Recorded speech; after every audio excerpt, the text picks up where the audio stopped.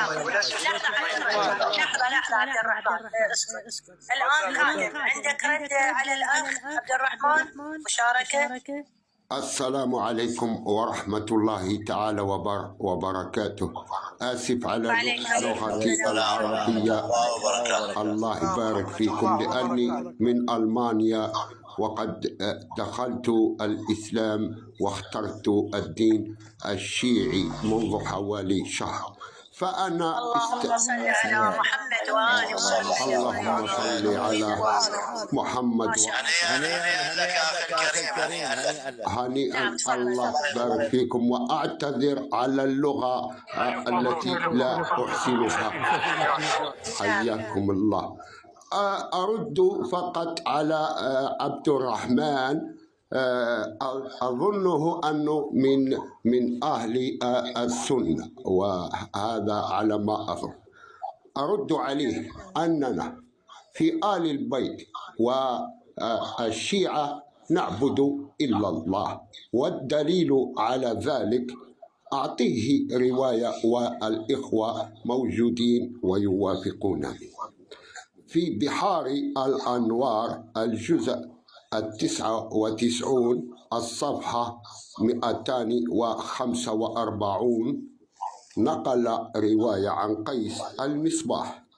روى المفضل بن عمر عن أبي عبد الله عليه الصلاة والسلام قال: إذا كانت لك حاجة إلى الله وذقت بها ضرعا فصل ركعتين، فإذا سلمت كبر الله 3 وسبح تسبيح فاطمة عليها السلام، ثم اسجد وقل 100 مرة: يا مولاتي فاطمة أغيثيني، ثم ضع خدك الأيمن على الأرض وقل مثل ذلك، ثم عد إلى السجود وقل ذلك 110 مرات، واذكر حاجتك فإن الله يقضيها.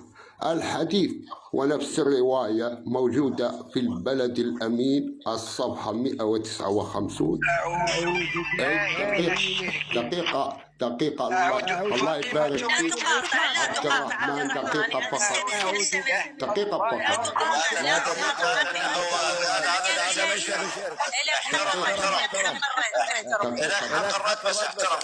أين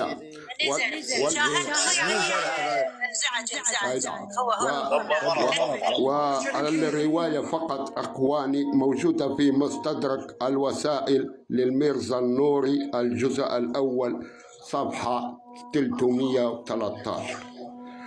لما قرأت هذه الرواية خرجت من الدين الشيعي ودخلت أهل السنة، وأصبح اسمي مراد الجزائري يسجل لكم. جاوبوني على هذه الرواية. تفضلوا يا إخوة، التسجيل موجود. يلا.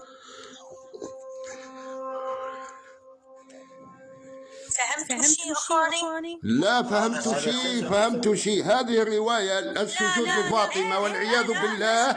فهموني. أنا أسجل مراد الجزائري يصعد لكم. تفضلوا. اسمع، ألا تعلم الذي يأتي بشخصية مزورة لأنه من ردوا على هذه الرواية. ألا تعلم السجود لفاطمة والاستغاثة بفاطمة هذه صلاة لغير الله. تفضلوا، التسجيل موجود. تفضلوا. ما هي عقوبة شهادة الزور؟ أنت رجل كبير، ما تستحي تجي بشخصية مزورة. الرواية عبادة فاطمة والتسبيح لفاطمة. مراد الجزائري يدخل البيوت العلوية. يلا تفضلوا.